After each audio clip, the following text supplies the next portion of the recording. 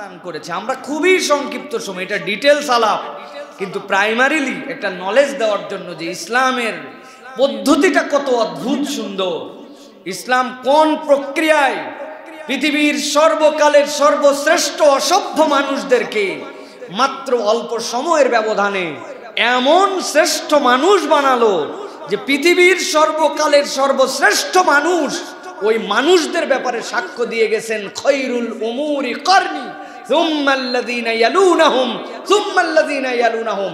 আমি মুহাম্মদ সাল্লাল্লাহু আলাইহি ওয়াসাল্লাম তোমাদেরকে জানালাম আদম আলাইহিস সালাম থেকে কিয়ামত পর্যন্ত যত যুগ, যত কাল, যত মানুষ আসবে, আমার যুগের যেই মানুষকে জাহেল বলা হয়েছিল, জাহেলিয়াতের সাথে সম্পৃক্ত করা হয়েছিল, ওই মানুষের থেকে উত্তম মানুষ আর পৃথিবীতে আসবে না। এই পরিবর্তন হয়েছে ইসলাম দিয়ে, কোরআন দিয়ে, ঠিক কি না?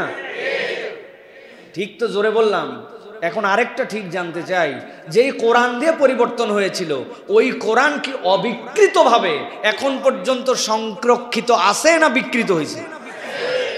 যেই মুহাম্মদুর রাসূলুল্লাহ সাল্লাল্লাহু আলাইহি ওয়াসাল্লাম এই মানুষকে, সমাজকে স্বর্ণালী মানুষ বানিয়েছিলেন, ওই রাসূল সাল্লাল্লাহু আলাইহি ওয়াসাল্লামের জীবনের প্রতিটি দিক, প্রতিটা পদক্ষেপ সংরক্ষিত আছে না নাই? তাহলে আমরা যদি অনুসরণ করি, আমরা যদি ওই পথ ও পাথেও আমাদের জীবনে নেই, তাহলে আমাদেরও ভালো মানুষ হওয়ার চান্স আছে না নেই? আল্লাহ রাব্বুল আলামিন বলছেন, দুনিয়ার মানুষ ভালো করে বোঝো, আমি আল্লাহ রাব্বুল আলামিন মানুষকে প্রথমে দুর্নীতিমুক্ত, মানুষকে ন্যায়ের উপরে প্রতিষ্ঠিত করার জন্য এক নম্বর যে পদ্ধতি আমার নবীকে দিলাম, ওই পদ্ধতিটা কিয়ামত পর্যন্ত তোমাদের জন্য চলমান থাকবে। আল্লাহ রাব্বুল আমিন বলছেন, মানুষ যদি নিজেকে দুর্নীতি মুক্ত করতে চায়, এক নম্বর তার উপায় হচ্ছে রব্বুল আলামিনকে ভয় করতে হবে। আল্লাহর ভয় নাই যেখানে, হাজার সিসিটিভি ক্যামেরা আইন কানুন লাগালেও দুর্নীতি কিয়ামত পর্যন্ত সেখান থেকে দূর হতে পারে না।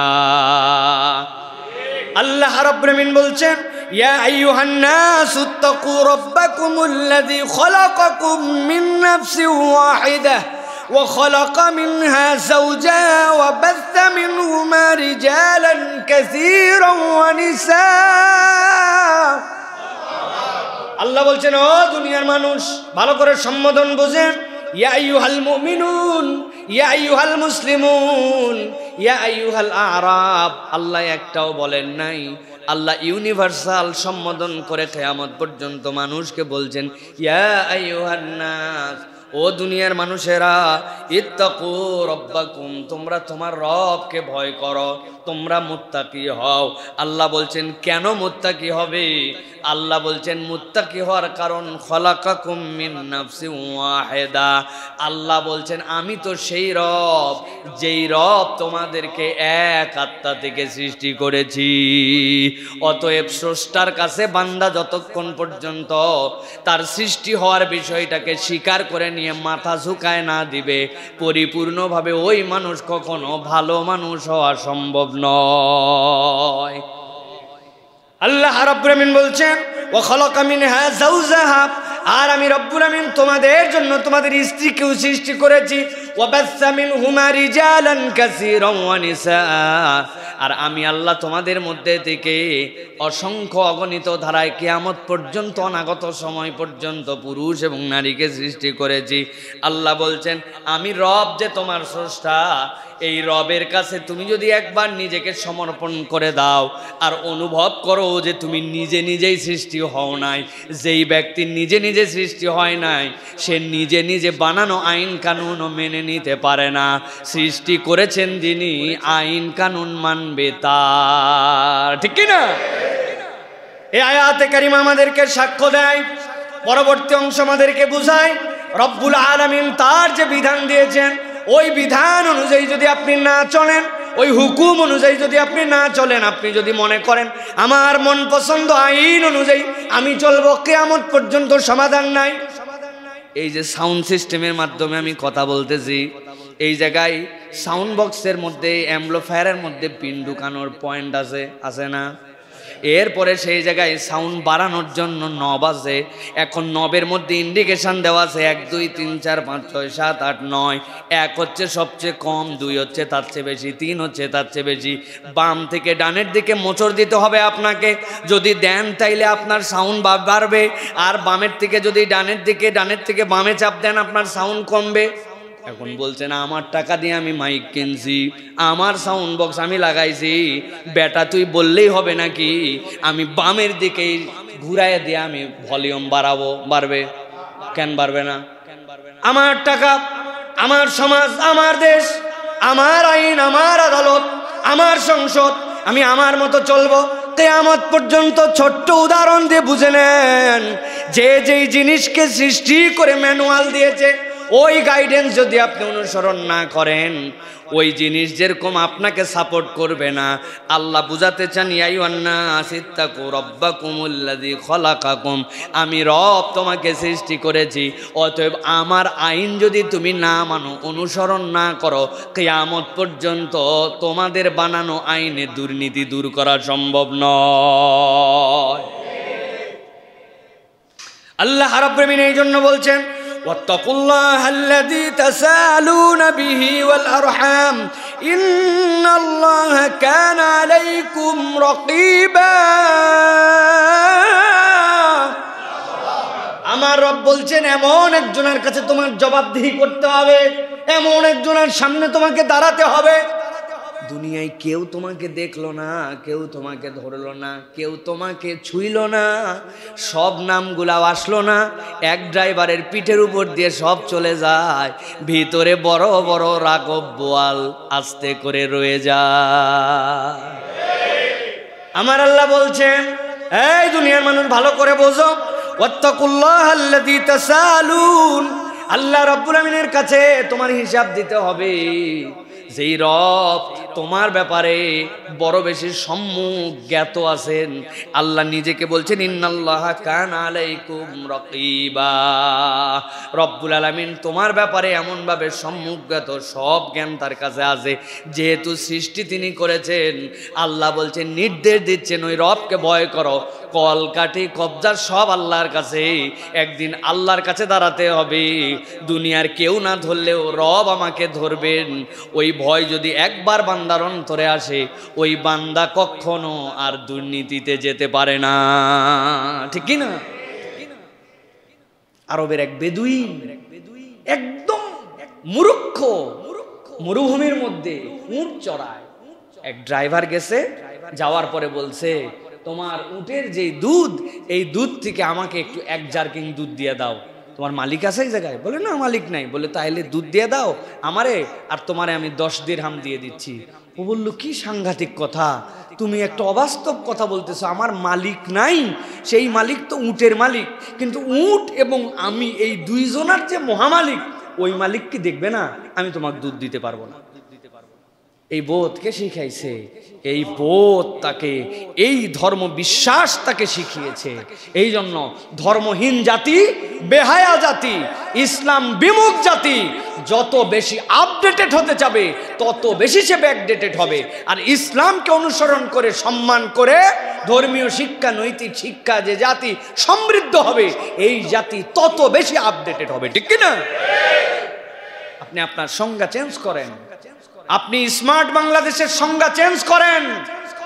স্মার্ট বাংলাদেশ তখন হবে যখন রাষ্ট্রের নাগরিকগণ ইসলামকে বেশি পালন করবে, ধর্মকে যখন তাদের জীবনের নিত্য সঙ্গী বানায় নেবে, ধর্মীয় বিধিবিধান যখন সব জায়গায় কায়েম হবে, তখন হবে স্মার্ট বাংলাদেশ।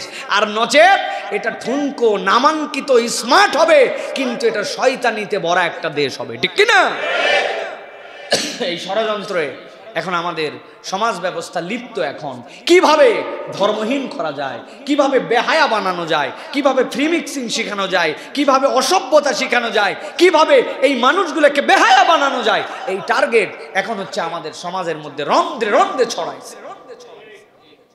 ক্লাস 6 এর বাচ্চা কাচ্চা, ক্লাস 4 এর বাচ্চা কাচ্চা, ছেলেও আছে মেয়েও আছে, একসাথে তাদেরকে শেখানো হচ্ছে পিরিয়ড কোনো সমস্যা নয়।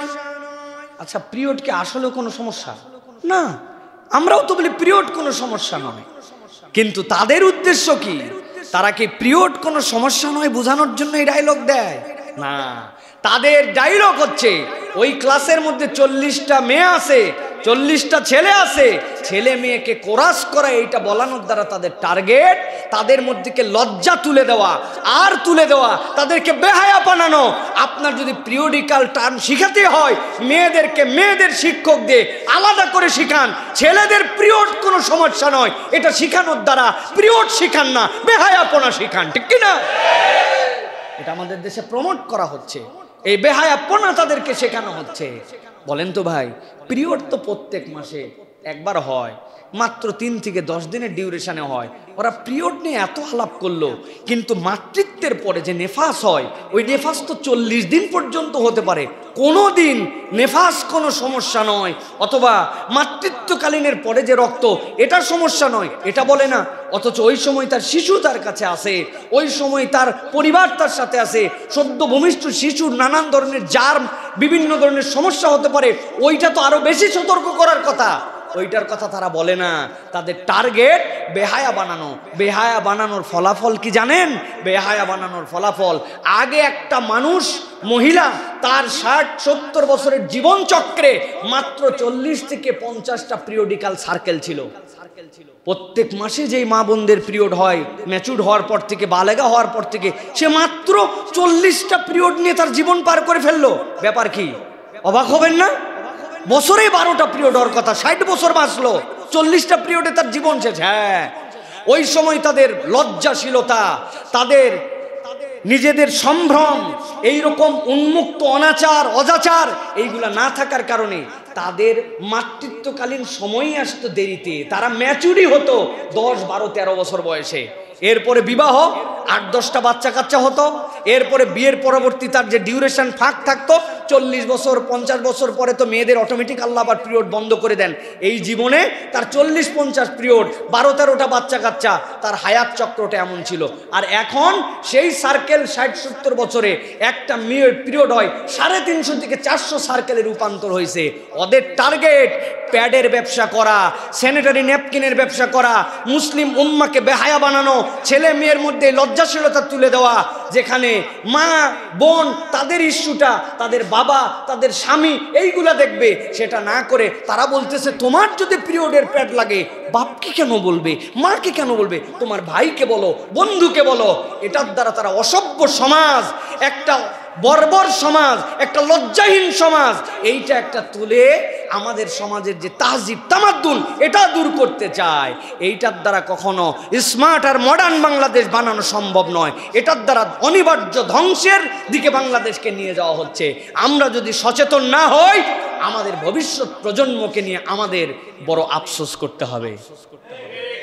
এই জন্য আল্লাহ রাব্বুল আলামিন বলছেন, আমি বললাম ইয়া আইয়ুহান নাসু তাকু রাব্বাকুমুল্লাযী খালাকাকুম, আমি রব তোমাকে সৃষ্টি করেছি, আমি রব তোমার গাইডেন্স দিয়েছি, আমাকে ভয় করো, আল্লাহ রাব্বুল আলামিনকে ভয় করে চলো। আল্লাহকে ভয় করা মানে কি? আল্লাহর হুকুম হাকাম মেনে চলো। আল্লাহর হুকুম হাকামের মধ্যে মুক্তি। আর এক দল ইসলামের বিপক্ষে এজেন্ডা বাস্তবায়ন করে এখন আমাদেরকে বেহায়া বানাতে চায়। এই বেহায়া বানানোর বাংলাদেশের প্রধান কারিগর, মাদার অব বেহায়া, সকল বেহায়ার বীজ যেখান থেকে আসছে, ওই প্রতিষ্ঠানের নাম হচ্ছে ব্র্যাক। নাম কি? নাম কি? নাম কি? মুখস্থ করে রাখেন। এরা হচ্ছে মাদার। এরা বিদেশ থেকে মিলিয়ন মিলিয়ন ডলার পায় শুধুমাত্র এই দেশের মধ্যে বেহায়াপনাকে প্রমোট করার জন্য। সমকামিতাকে প্রমোট করছে, এলজিবিটি কিউকে প্রমোট করছে, সমতন্ত্র প্রমোট করছে, ফালতু কথা বলছে, এমন অবাস্তব, এমন ধরনের ধারণা দিচ্ছে যেটা মুখে উচ্চারণ করা কঠিন। তারা নাটক বানায়া, তারা সিনেমা বানায়া, কার্টুন বানায় আপনার আমার বাচ্চাকে বলতেছে হস্তমৈথুন করে তুমি নিজেকে কেন শাই ফিল করছো, এটা কোনো সমস্যা না, এটা কোনো লজ্জার বিষয় নয়, একটা ছেলে একটা মেয়ে প্রাপ্তবয়স্ক হলে করবে, এটাই তো স্বাভাবিক। নাউজুবিল্লাহ বলছেন। এটা হচ্ছে এখন আউজুবিল্লাহর কাতারে নিয়ে আসেন। নাউজুবিল্লাহ মানে কে আছে না আছে, আপনি ডান বামে গেলে আমরা সবাই পানাহা চাই। এই বাংলাদেশ আর নাই। এই বাংলাদেশেও একদল বলতেছে এখন এটা সমস্যা নয়, এখন আউজুবিল্লাহ বলে নিজের পরিবারকে নিজে রক্ষা করেন। নচেত এদের ষড়যন্ত্র যদি সফল হয়, আগামী 50 বছর পরে এই দেশে মুসলমানদের তাহজিব তামাদ্দুন থাকবে না। আপনার আমার বাচ্চা বেহায়া হয়ে যাবে, আপনার আমার বাচ্চা ইসলামের পরিচয় দিতে শাই ফিল করবে। ওরা এই টার্গেট নিয়ে কাজ করছে, সচেতন হতে হবে আমাদেরকে, ঠিক কিনা? খুব সাবধান প্রিয় ভাইয়েরা। তাহলে দুর্নীতি প্রতিরোধে 1 নম্বরে আল্লাহর ভয়। কি 2 নম্বর? দুর্নীতি প্রতিরোধে আল্লাহর দেওয়া তরিকা হচ্ছে সৎ চরিত্র এবং নৈতিকতা। সৎ চরিত্রের থেকে ইসলামে আর কোনো কিছুর মূল্যায়ন আল্লাহর কাছে নাই। সৎ চরিত্র। আল্লাহ রাব্বুল আলামিন কোরআনুল কারীমের মধ্যে বলছেন, সূরা মায়েদা 5 নম্বর সূরার 8 নম্বর আয়াত, আল্লাহ বলছেন, ইয়া আইয়ুহাল্লাযীনা আমানু কুনু কওয়ামিনা লিল্লাহি শুহাদা বিল কিসত ওয়ালা ইয়াজরিমান্নাকুম শানআনু কওমিন আলা আল্লা তা'দিলু ই'দিলু ওয়া আকরাবু লিত-তাকওয়া।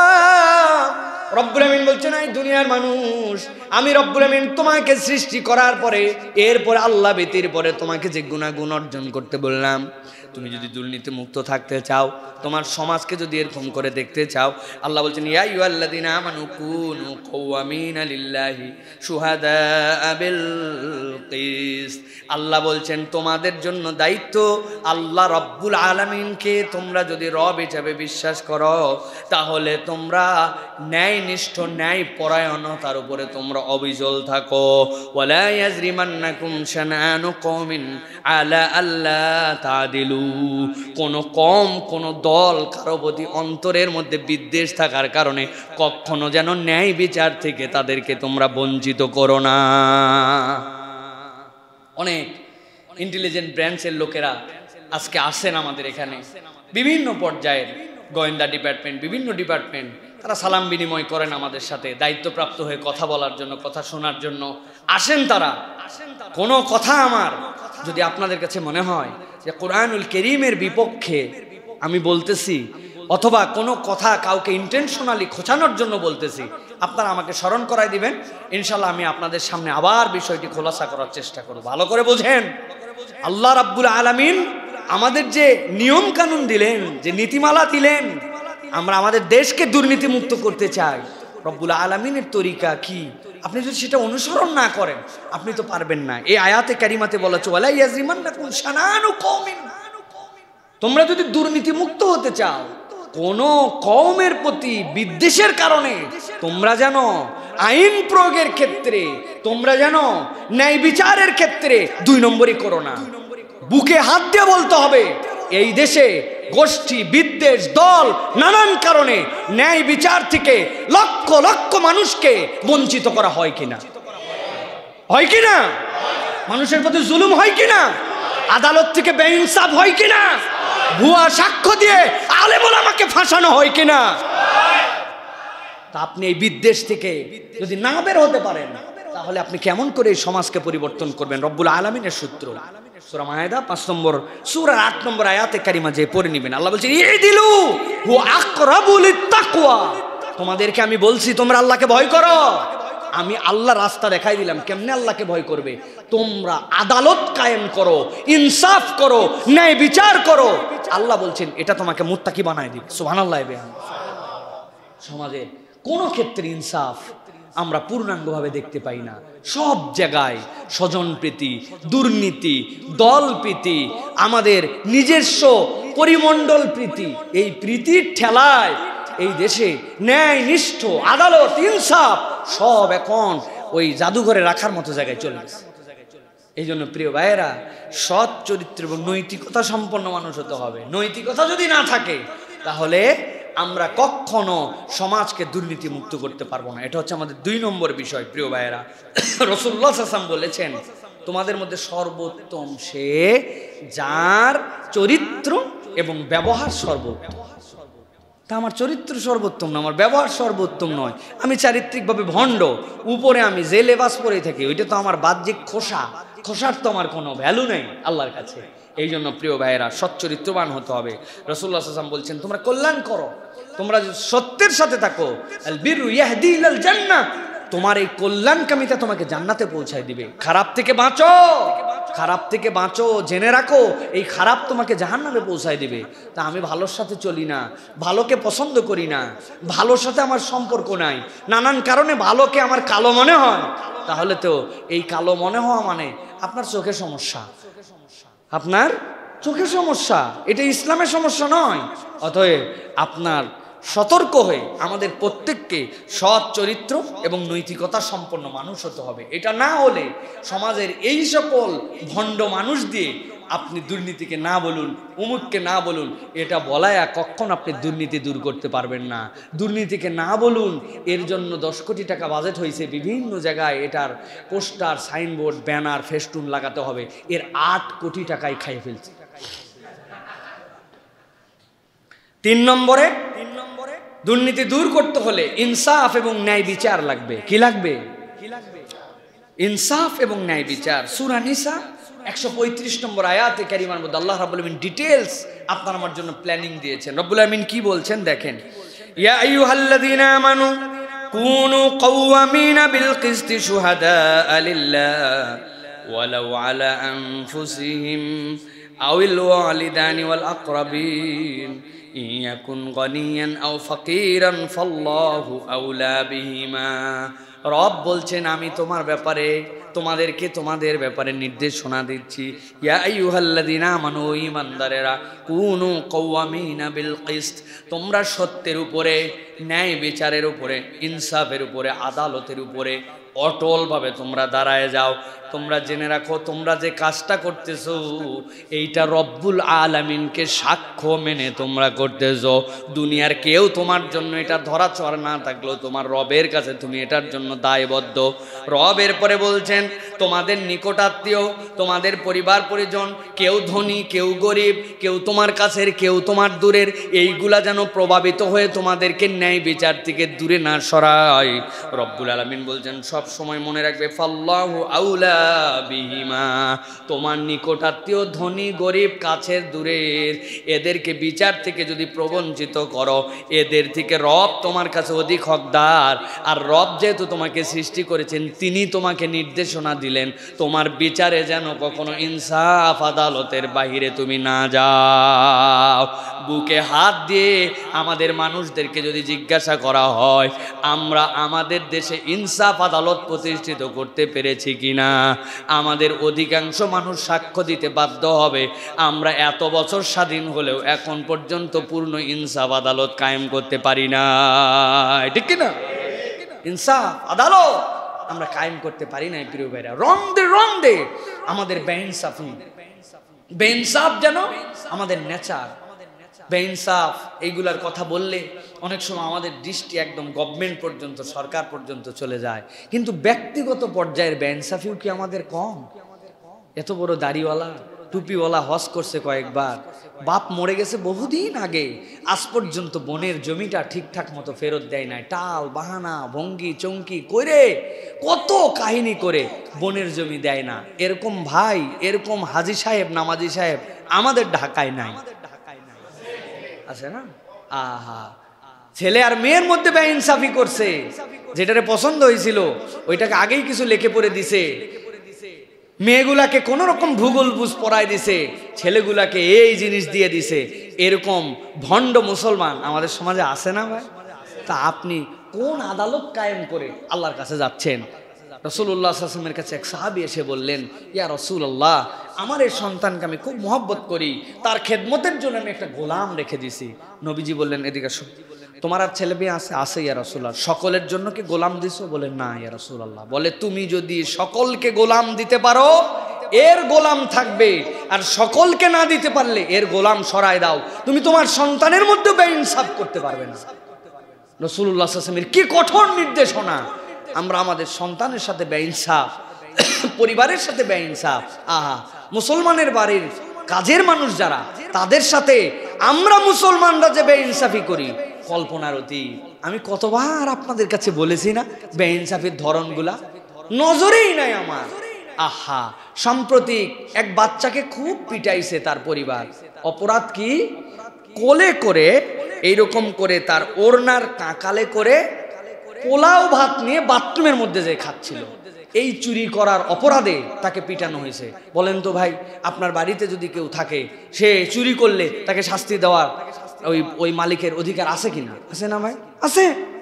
তুই বেটা পোলাও চুরি করে বাথরুমে খাচ্ছিস কেন? এই জন্য মারছে। কিন্তু নেপথ্যটা বিচার করলেন না। পোলাওয়ের পর পোলাও হয়তো ওই বাড়িতে রান্না হয়ে যাচ্ছে, কিন্তু যেই বাচ্চাটা আপনার কাজ করতেছে, আপনাকে হোম সার্ভিস দিচ্ছে, তাকে আপনি খেতে দেন না বলেই সে ওইটুকু নিয়ে বাথরুমে যে খাওয়ার চিন্তা করে। আপনার সন্তান যদি ওই দুধের সর না খায়, আপনি মন খারাপ করেন, রেখে দিয়ে দিয়ে পচে যায়, ফেলে দেন। কিন্তু যেই বাচ্চাটা দুধ জাল দেয়, ওকে কোনোদিন আপনি সর তুলে খাওয়ালেন না। আপনার সন্তানের রানের ভাগ আছে, মাথার ভাগ আছে। 5 বছর আপনার বাড়িতে থাকে, কোনোদিন সে আপনার রানের ভাগ পাইল না। নবী করিম সাল্লাল্লাহু আলাইহি ওয়াসাল্লাম বলছেন, ইনসাফ কি জিনিস? তোমার অধীনস্থ যে তোমার কাছে থাকবে, তুমি যা পড়বে, তুমি যা খাবে, তাকে তাই পড়াতে হবে, তাই খাওয়াতে হবে। এটা ইসলাম শিখাইছে। ইসলাম ছাড়া কেউ এই নৈতিকতা দিতে পারে না, ঠিক কি না? এর নাম ইনসাফ, এর নাম আদালত। নিচ থেকে উপর পর্যন্ত। খালি হাইকোর্ট আর সুপ্রিম কোর্টের দিকে তাকান, আপনার বাড়ির কোর্টের দিকে আপনি তাকান না কেন? আপনার অধীনস্থ, তার ব্যাপার আপনার ইনসাফ কি? এই ক্যাশের দিক খেয়াল রাখিস। আমি জোহরের নামাজে যাচ্ছি, উনার কর্মচারীকে ক্যাশের দিকে খেয়াল রাখায়া ব্যবসাপাতি ঠিক মতো বুঝাই দিয়ে, এই দামের নিচে বেচিস না। খুব বিশ্বস্ত ভাই, আমার কর্মচারী খুব বিশ্বস্ত বলে রেখে দিয়ে চলে আসছেন। আপনার উচিত ছিল দোকান বন্ধ করে ফুল স্টাফ নিয়ে আপনার নামাজে আসা। আপনি আপনার অধীনস্থদের ব্যাপারে বেইনসাফ করছেন। আপনার ড্রাইভার বলছে, স্যার নামাজের মনের সময় হয়েছে। নামাজ যদি নামাজ করো, চাকরি ছাড়ো। নামাজ কখন পড়া লাগবে আমারও জানা আছে।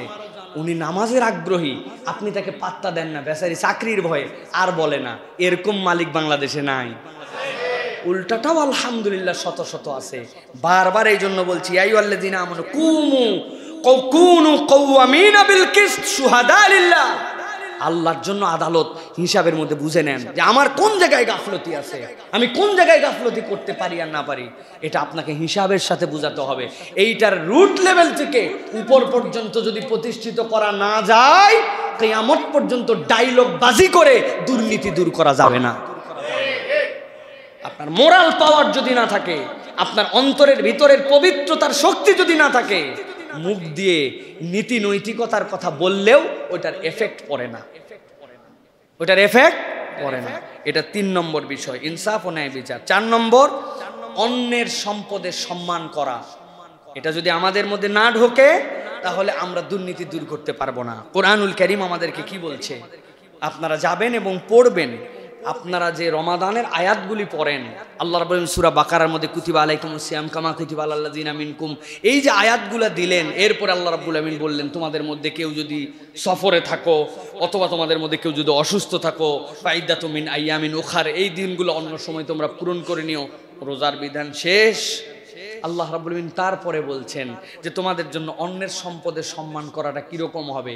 তুমি না সিয়াম থেকে তুমি এক ঢোক পানি খাও নাই, তুমি গোপনে খাও নাই, বাথরুমে ঢুকেও গিলো নাই, যেই মানুষ তুমি এইগুলা গিল্লা না, রোজা ভেঙে যাবে বলে আল্লাহ এরপরে আয়াতে বলছেন, ওয়ালা তাকুলু আমওয়ালাকুম বাইনাকুম বিল বাতিল وتدلوا بها إلى الحكام لتأكلوا فريقا من أموال الناس بالإثم وأنتم تعلمون। আল্লাহ রাব্বুল আমিন বলছেন, দুনিয়ার মানুষ, ওয়ালা তাকুলু আমওয়ালাকুম বাইনাকুম বিল বাতিল, তোমরা একে অপরে অন্যায়ভাবে একজনের সম্পদ আরেকজন গ্রাস করে ফেলো না। ওয়াতুদলু বিহা ইলাল হুকাম, চিন্তা করছো আমি খাবো না, কিন্তু আদালত যদি আমাকে দিয়ে দেয়, আমার সমস্যা কোথায়? এটা কেস ঠুকে দেই, যদি পাইলে পাইলাম, আমি তো নিতে চাই নাই, আদালত দিয়েছে। আল্লাহ বলছেন, অন্যায়ভাবে কখনো কেস কামারিতে যেও না, অন্যায়ভাবে কখনো এটা হাকিমের কাছে উপস্থাপন করো না, তুমি তো জানো এই সম্পদ তোমার কিনা। অতএব আল্লাহ রাব্বুল আলামিন বলছেন কখনো অন্যায়ভাবে এই কাজ করতে যেও না। বাংলাদেশে এরকম লক্ষ লক্ষ জমি, লক্ষ লক্ষ মামলা আছে, ওই লোকের টার্গেট আদালতে একটা কেস করে স্টে করানো, অন্তত পক্ষে এটা স্থগিত আদেশ চলুক, তারপরে দেখা যাবে ও জানে অন্যায় কিন্তু স্টে করায় রাখছে। আছেন এরকম?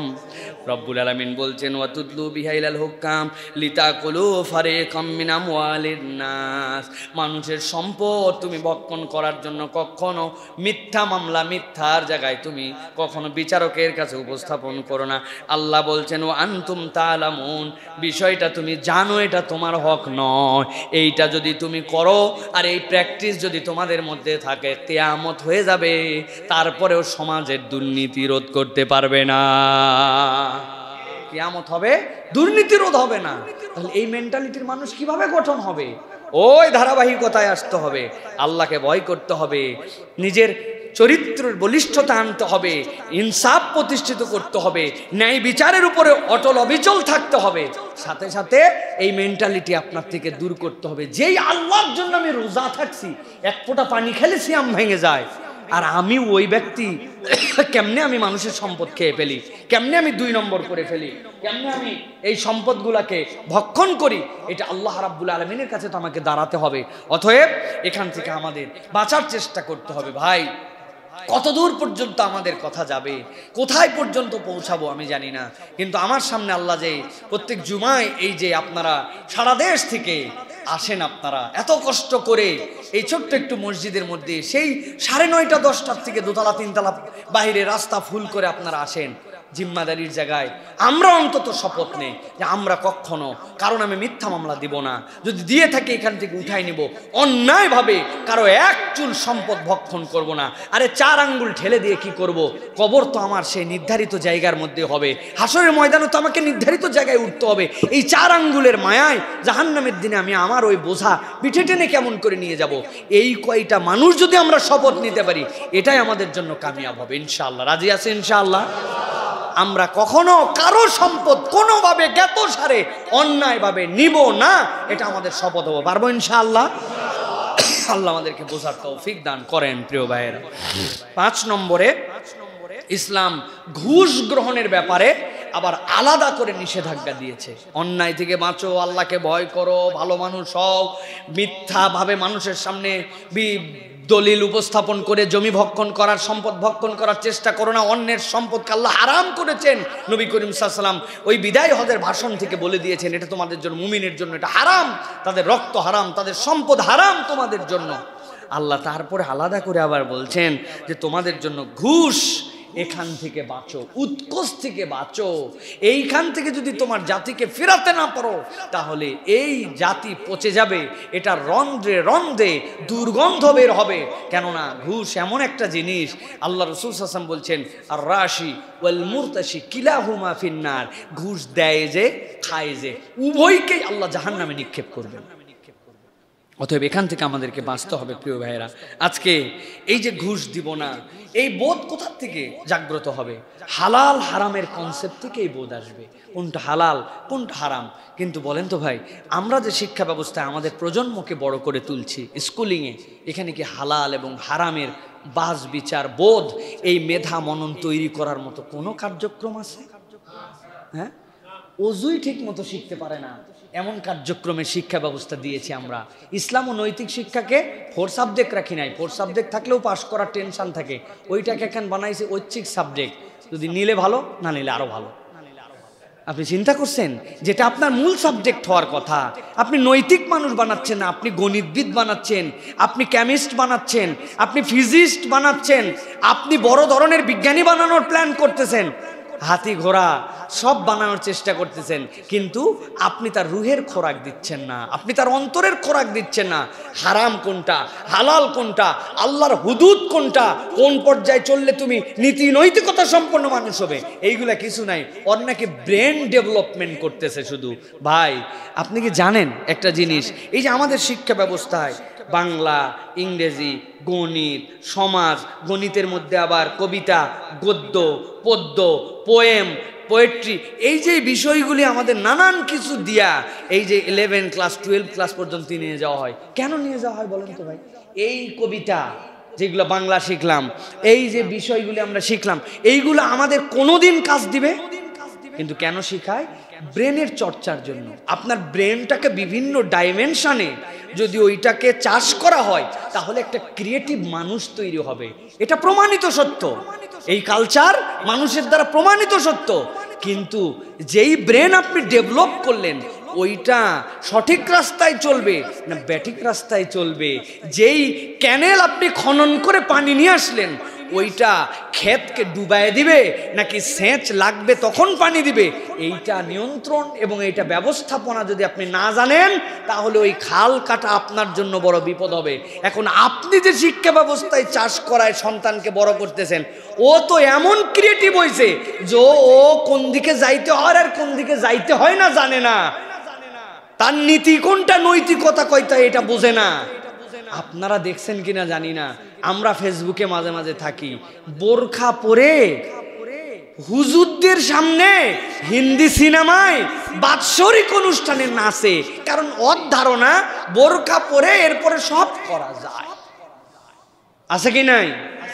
অন্যদের গায়ে থুতু দিলাম না, নিজের গায়ে থুতুটা নিলাম, নিজের গায়ে থুতু নিলাম। বোরখা পর্যন্ত পড়তে পারার পরে কোনটা হালাল আর কোনটা হালাল বুঝতে পারে না। আর যার কাছে কোনো নীতি নৈতিকতার বালাই নাই সে কেমন করে হালাল আর হারাম বুঝবে? ওর দ্বারা দুর্নীতি না করলে ওকে বকা দরকার যে তুই করলি না কেন, এটা করাই তো তোর শিখাইছি তো করা। দুর্নীতি না করলে অবাক হবেন, করলে অবাক হবেন না।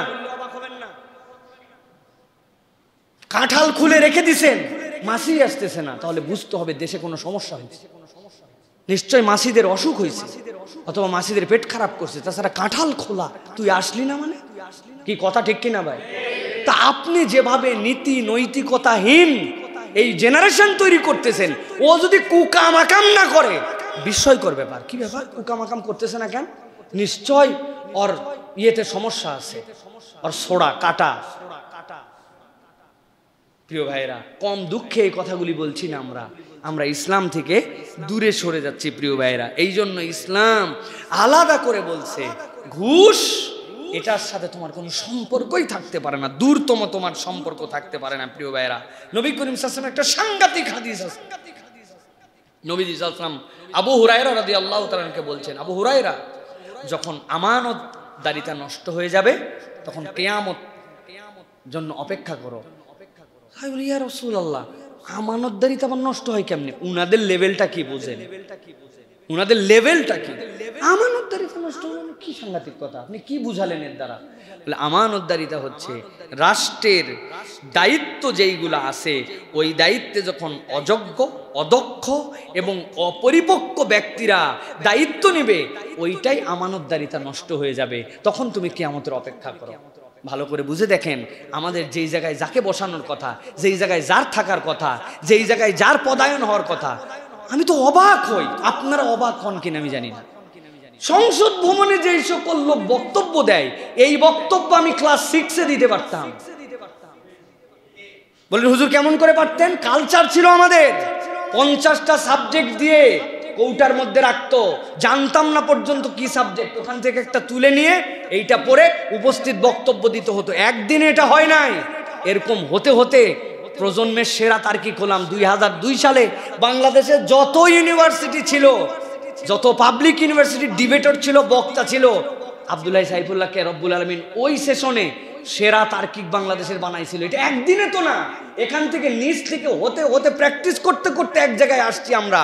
আমরা অবাক হই, যে জায়গায় তাকাই এত অদক্ষ, এত মূর্খ, এত অথর্ব, এত মানে মানে যার কোয়ালিটিহীন মানুষ এই জায়গায় যায় কেমনে?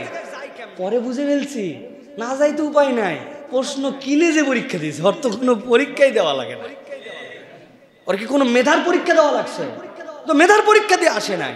এটা তো এখন প্রুফ দেখুন যে এই সকল অথর্ব কোত্থেকে আসলো। প্রিয় ভাইয়েরা, প্রত্যেকটা জায়গায় এটা অবাক লেগে যায় যে এই মানুষ এই পথ ক্যারি করতেছে, কেমনে এটা হয়?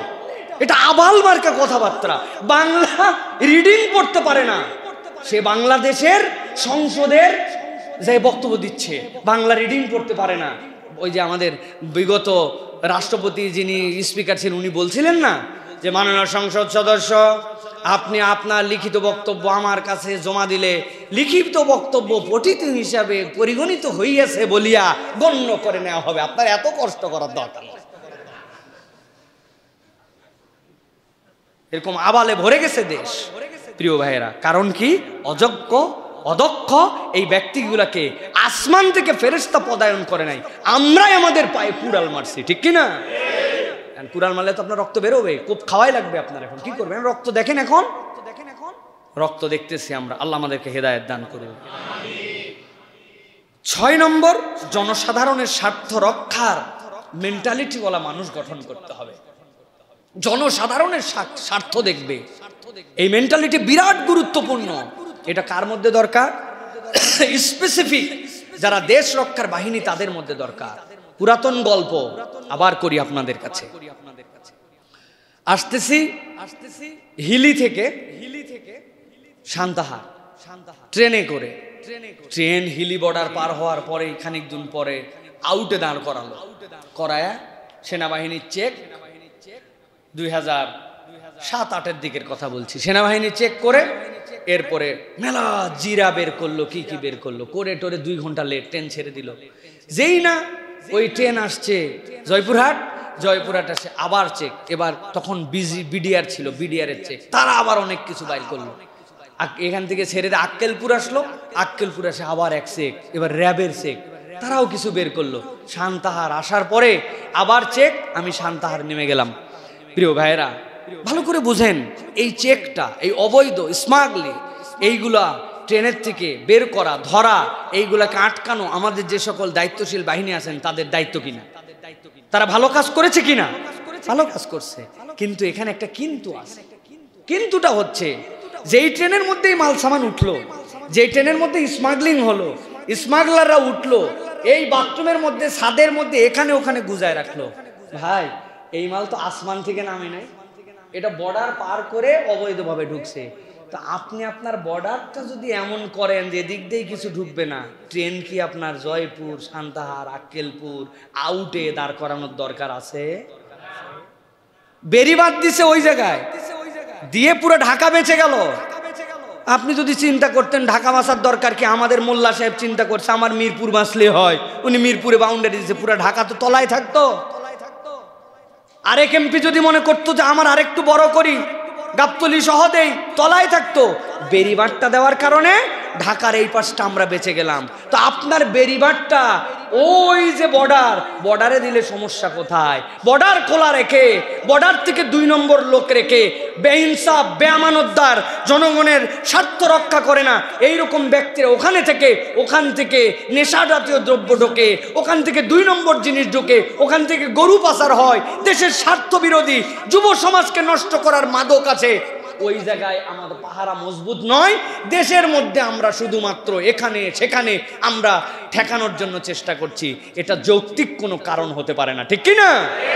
এই জন্য আমাদেরকে ইমানদার জেনারেশন দিয়ে, আমাদের দায়িত্বশীল ভাই যারা আছেন, এই দেশকে যদি ভালোবাসেন, তারা এই দেশের খাদেম হিসাবে নিজেকে যদি উপস্থাপন করেন, আমার দেশকে আমি সুন্দর করব, আমার দেশকে আমি ভালো রাখবো, আমার দেশের স্বার্থ রক্ষা করব, জনগণের স্বার্থ রক্ষা করব, এই মেন্টালিটিওয়ালা একদল মানুষ যদি তৈরি হয়, ইনশাআল্লাহ এই দেশ দুর্নীতি মুক্ত হবে, ঠিক কিনা?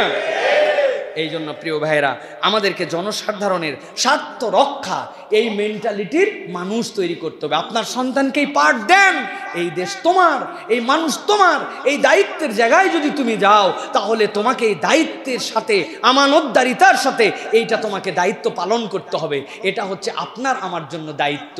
আমরা আমাদের সন্তানদেরকে এই পাঠ দিব তো ইনশাআল্লাহ? কিসের ইনশাআল্লাহ বলতেছেন? আমরা যাই বলবেন বাবা খুব দেশ রক্ষায় তোমাকে ঝাঁপিয়ে পড়তে হবে। আর আপনি তাকে যে সকল কাজ কার্যক্রম পড়ালেখা এইগুলা দিছেন, এইগুলার সাথে এটার কোনো সম্পর্ক নেই। কেমনে সে এইটা শিখবে? এই জন্য আপনার সন্তানকে দরসুল কোরআন, দরসুল হাদিস, নৈতিকতা, আল্লাহ এবং তার রাসূলের জন্য, এরপরে বাকি সম্পদের মধ্যে থেকে আবার ভাগ করার পরে একটা ভাগ আসবে, বাকি একটা অংশের থেকে 5 ভাগ হবে। ওই 5 ভাগের একটা অংশ দুস্থদের জন্য যাবে, বাইতুল মালে জড়ো হয়ে থাকবে।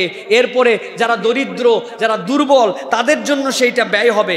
কিন্তু এই যুদ্ধলব্ধ সম্পদ, এইটাকে যদি আপনি এখন কোঠা ব্যবস্থার সাথে তুলনা করেন, তাহলে আমরা বলবো যে আপনি মূল কনসেপ্টটাই বুঝেন নাই। মূল কনসেপ্ট কি? গনিমতের শর্ত হচ্ছে 2টা, একটা হচ্ছে বস্তুগত সম্পদ, আর একটা হচ্ছে যুদ্ধলব্ধ সম্পদ। বস্তুগত সম্পদ মানে কি? যুদ্ধ জিতে গেছেন, সোনা দানা, তারপরে হচ্ছে বিভিন্ন ধরনের গবাদি পশু, ভূমি, যেটা আপনি জিতেছেন ওইটা যুদ্ধলব্ধ হয়েছে, ওটা যোদ্ধাদের মধ্যে বিতরণ হবে, আল্লাহ এবং রাসূলের জন্য পাঠ থাকবে। আল্লাহ মাফ করুক, কথার কথা মেনে নেওয়ার জন্য যদি বলি যে আপনি কোঠা পদ্ধতির সাথে তুলনা করলেন, তাহলে এই কোঠার 1%, 5-এর 1% তো আল্লাহ এবং রাসূলের জন্য সংরক্ষিত। তো এই চাকরিগুলো কারা করবে? এই চাকরি কারা করবে? মানে ভণ্ডামির একটা লেভেল থাকতে হবে তো প্রিয় ভাইরা। এই লেভেলকে অতিক্রম করে গেছে। প্রিয় ভাইরা ভালো করে বুঝেন, একটা বিষয় ইসলামের সাথে কোঠার একটা সমন্বয় আছে। কিরকম? হাদিসের মধ্যে আসতেছে যে হযরত কায়েস রাদিয়াল্লাহু তাআলা থেকে বদরি যে সাহাবী ছিলেন, বদরি সাহাবীদেরকে 5000 দিনার, 5000 দিরহাম ভাতা দেওয়া হতো। হযরত ওমর বলছেন যে আমার কাছে বদরি সাহাবীদের প্রায়োরিটি সব সময় থাকবে, যেহেতু উনারা হচ্ছেন উলাইকা হুমুল মুকাররাবুন সাবিকুন সাবিকুন, তারা সবচেয়ে ইসলামের জন্য প্রথম খেদমত করছেন। 5000 দিরহাম তাদেরকে ভাতা দেওয়া হতো। কিন্তু এই সম্মানটা ওই সাহাবী পর্যন্তই শেষ। তার ছেলে, তার নাতি, তার নাতি, অথবা উনি বদরি সাহাবী, তার সন্তানের যোগ্যতা থাক বা না থাক, তাকে কোঠার ভিত্তিতে অমুক অমুক পদ দিতে হবে। ইসলাম এরকম কোনো ভাওতাবাজির ধর্ম নয়।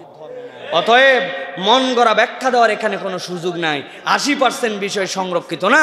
যুদ্ধ করছেন, দেশ স্বাধীন করেছেন, যারা ওই সময় এগুলোর সম্পদ বন্টন করে দেন, ভাগ করে দেন, কিন্তু এটা প্রজন্ম থেকে প্রজন্মান্তর এটাকে টেনে নিয়ে যেতে হবে।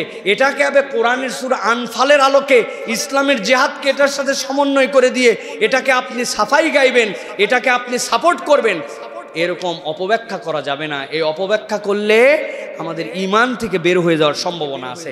আল্লাহ আমাদেরকে বোঝার তৌফিক দান করেন। কোঠা নিয়ে আমার কিছু কথা আছে। আমার একটা প্রস্তাবনা আছে প্রাথমিক, দেশে 100% কোঠা সিস্টেম চালু করা হোক।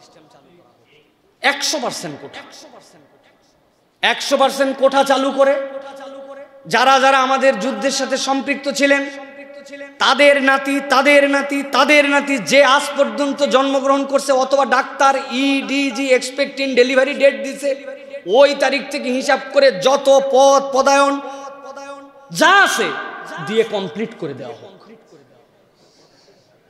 সব ক্লিয়ার, 100% দিয়ে এরপরে আমরা যারা আসি, যারা যুদ্ধের সময় হয় নাই, অথবা বাপ দাদা যাদের মুক্তিযুদ্ধের সময় হয় নাই, এই প্রজন্ম আছে, তারপরে চাকরি হোক। আগে 100% ক্লিয়ার।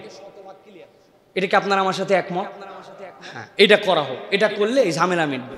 আর এটা যদি না করেন তাহলে কতকগুলো বিষয় আছে প্রিয় ভাইয়েরা, খুব চিন্তার বিষয়, ভালো করে খেয়াল করেন। সেটা হচ্ছে যে মুক্তিযুদ্ধকে আমরা সম্মান করি, তাহলে এখন যারা কোঠার আন্দোলন করতেছে তাদের কাছে আমরা কি দীক্ষা দিলাম, তাদের কাছে আমাদের এই চেতনার কি ধারণাটুকু দিলাম যে তারা মুক্তিযোদ্ধার সন্তানদের এটার বিরোধিতা করতেছে? আপনি কি বুঝাতে চাচ্ছেন? যারা বিরোধিতা করতেছে 100% তারা মুক্তিযোদ্ধা বিরোধী, মুক্তিযোদ্ধার চেতনার বিরোধী, দেশের স্বাধীনতার বিরোধী। তাহলে তারা কেন বিরোধিতা করতেছে? তার মানে প্রকারান্তরে এই 56% এই কোঠা, এই অমানবিক অনৈতিক কোঠা দিয়ে আমরা মুক্তিযোদ্ধার চেতনাকে আমরা নিজেরাই প্রশ্নবিদ্ধ করতেছি, অসম্মান করতেছি। আমরা একটা ছেলে 100 মার্কের মধ্যে 80 মার্ক পাবে, এরপরে সে অ্যালাউ হবে। আরেকটা ছেলে 33 মার্ক পাবে, পাওয়ার পরে সে অ্যালাউ হবে। মেধার জায়গায় তো আমি আমার দেশকে শূন্য করে দিচ্ছি, আমি তো ওই জায়গায় দাঁড় করাতে পারছি না। হ্যাঁ, বিশ্বের অনেক দেশে আপনি বলবেন, উদাহরণ দিবেন, সব স্টাডি আমার কাছে আছে, বিশ্বে আমাদের পরে সবচেয়ে বেশি কোঠা পদ্ধতি মালয়েশিয়া 55%। কিন্তু কারণ কি? মালয়েশিয়ায় 3টা জাতিগোষ্ঠী আছে, চাইনিজ মালয়, ভূমিপুত্রা, আরেকটা ইন্ডিয়ান মালয়। ওদের মধ্যে ক্ল্যাশ বেঁধে যাবে, এই জন্য সিস্টেম করে তাদেরকে কোঠা দেওয়া হয়। কিন্তু কোঠা মানে এইরকম নয় তুই 100-র মধ্যে 80 পাইলে তুই চান্স, আর তুই 33 পাইলেই চান্স, এরকম নয়। ওখানেও একটা মেধার মানদণ্ড নির্ধারণ করা আছে। কিন্তু আমাদের এটা একদম একটা অযৌক্তিক হাস্যকর রূপে দাঁড়াইছে, এটা আমাদের জন্য অনৈতিক। 2 নম্বর বিষয় প্রিয় ভাইরা, এই যে আমরা দেখতে পাচ্ছি আমাদের যে সন্তানরা, আমরা যারা কোঠা পদ্ধতিতে যাদেরকে বলতেছি, এটার দ্বারা আমাদের কি হচ্ছে?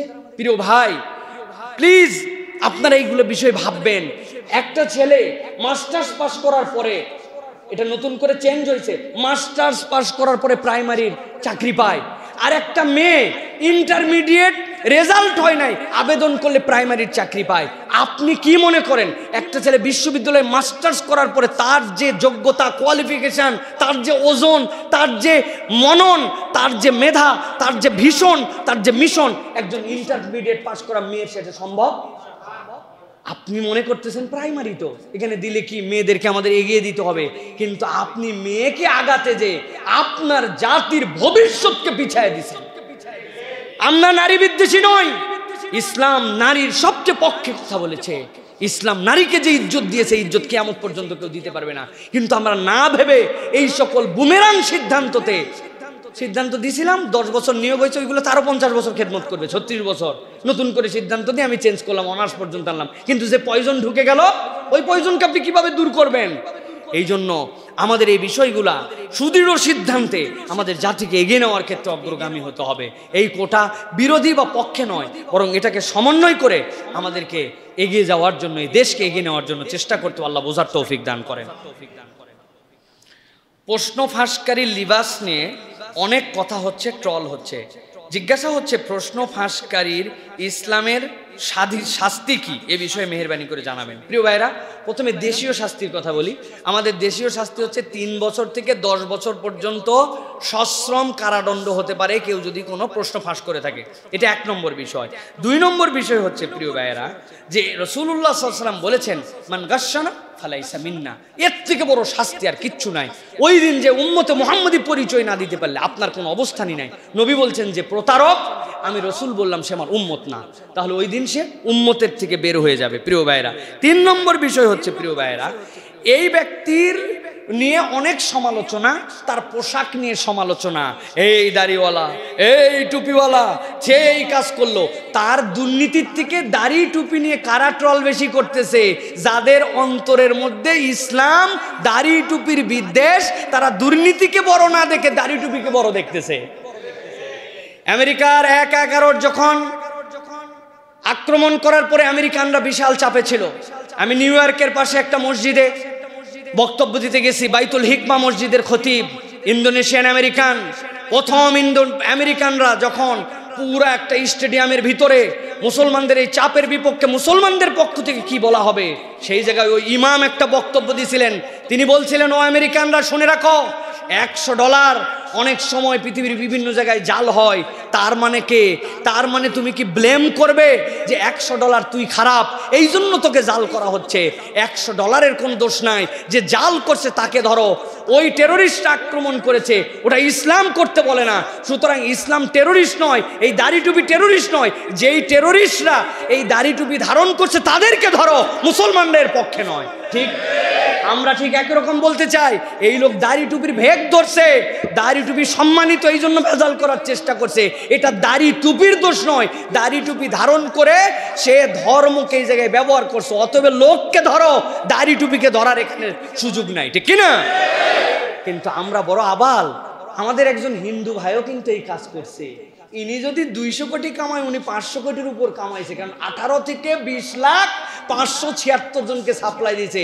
এই হিন্দু ভাইয়ের নামটা আমি বললাম না এই মুহূর্তে। আপনি কি তাহলে বলবেন নুনু যাদের কাটা না এগুলো সব খারাপ? হিন্দুরা যেহেতু এটা কাটে না, আপনি কি এই কথা বলবেন? অথবা বলবেন হিন্দুরাই খারাপ, আপনি বলবেন? আপনি না, অলওভার আপনি এটা বলতে পারেন না। আপনি কোনো ধর্মের ধর্মীয় লেবাস পোশাক নিয়ে ব্লেম করতে পারেন না। কিন্তু যারা ওনার দুর্নীতিকে ট্রল না করে দাড়ি টুপিকে টল করতেছে, উনাদের ইন্টেনশন খারাপ, উনারা নামাজকে পছন্দ করে না, দাড়িকে পছন্দ করে না, এটাকে সুযোগ হিসেবে নিছে। দাড়ি সারাগুলা যে যার নজির নাই, উনি যে কত কামায়া কোথায় গেল, আপনি দাড়ি টুপি হিনওয়ালাদেরকে তখন যে গালালেন না, তখন যে শার্ট প্যান্টওয়ালাকে আপনি বকলেন না, কোথায় গেলেন আপনি তখন? অতএব মাথা, মগজ, মনন সব পরিষ্কার করেন প্রিয় ভাইয়েরা। আর একটা বিষয়, উপরের একজন ড্রাইভারকে নিয়ে এত কথা হচ্ছে, শেকড় কোথায়? শেকড় খুঁজে বের করতে হবে। ড্রাইভার যদি এই কাজ করে তাহলে সাপ্লায়ার কি অবস্থা? হ্যাঁ, সাপ্লায়ারের কি অবস্থা? আমাদেরকে আবার বুঝাচ্ছে 5টি সেট এইভাবে বের করে তারপরে আমরা দেই। অসম্ভব, আল্লাহ ছাড়া কেউ জানবে না। আরে বলদ, আমরা বুঝি 7 বন্ধু মিলে টিফিনের সময় একটু খেলবে। এখন টিফিনের পরে এক স্যারের কাছে আবার হাতের লেখা দেওয়া লাগবে। খেললে হাতের লেখা হয় না, হাতের লেখা করলে খেললে হয় না। বলছে এক বন্ধু লিখে দে, বাকিরা আমরা খেলি, তুই লেখ, তুই লেখ, তুই লেখ। কেউ লিখবে না। শেষে বলছে ভোটকা তুই আসিস, তুই ভোটকা তুই লেখ ভাই, তোর এত খেলা। হ্যাঁ আমি খেলতে পারি না বললে হবে। বলছে ঠিক আছে লটারি করো, যার নাম উঠবে সেই কিন্তু সকলের খাতা লিখে দিবে, বাকিরা খেলবে। সবাই রাজি। আল্লাহর কি কাম, তুলে দেখ ওই ভোটকার নাম। এখন 6 জন যখন খেলছে, একজন আরেকজনকে দোস্ত আমরা চাইছিলাম ভোটকার নাম উঠুক, কিন্তু ওর নামে উঠলো কেমনে? এখন যে লেখছে সে বলছে বেকুব, না উঠে উপায় আছে, 7টা নামই দিছি ওর, সব নাম ওর দিছে। এখন আপনি সেটের গল্প শোনাচ্ছেন, সকল সেটই যদি ফাঁস হয়, একজনের কাছে যদি সব সেটই থাকে, সমস্যা কোথায়? আমরা বুঝি এইগুলা। এখান থেকে জাতিকে রক্ষা করেন। এই যে মূর্খ জেনারেশনের কথা বললাম, কথা বলতে পারে না, যেই পথ সে অনুযায়ী তার অ্যাক্টিভিটিস নাই, তার আচরণ কেমন জানি, এইগুলো সব এই 2 নম্বর, এই সকল মেধাহীন মানুষ এই জায়গায় আসার কারণে দেশের এই অবস্থা হয়েছে, ঠিক না? এক ড্রাইভার ধরলে হবে না, যতগুলো এরকম আছে তাদেরকে ব্রাশ ফায়ার করে এই জাতির সত্তাকে নষ্ট করার অপরাধে তাদেরকে মৃত্যুদণ্ড করে আলাদা আইন করে তাদেরকে দেশ থেকে বিদায় করতে হবে। আমাদের শেষ করে দিছে আমাদের সম্পদকে। বিসিএস ক্যাডাররা লজ্জা পায়। একজনকে জিজ্ঞাসা করছে বিসিএস ক্যাডারকে, ভাই আপনি কততম? বলছে ভাই আমি আবেদ আলীকে চিনি না। আরে আপনাকে জিজ্ঞাসা করছে আপনি কততম, আপনি আবেদ আলী চিনি না?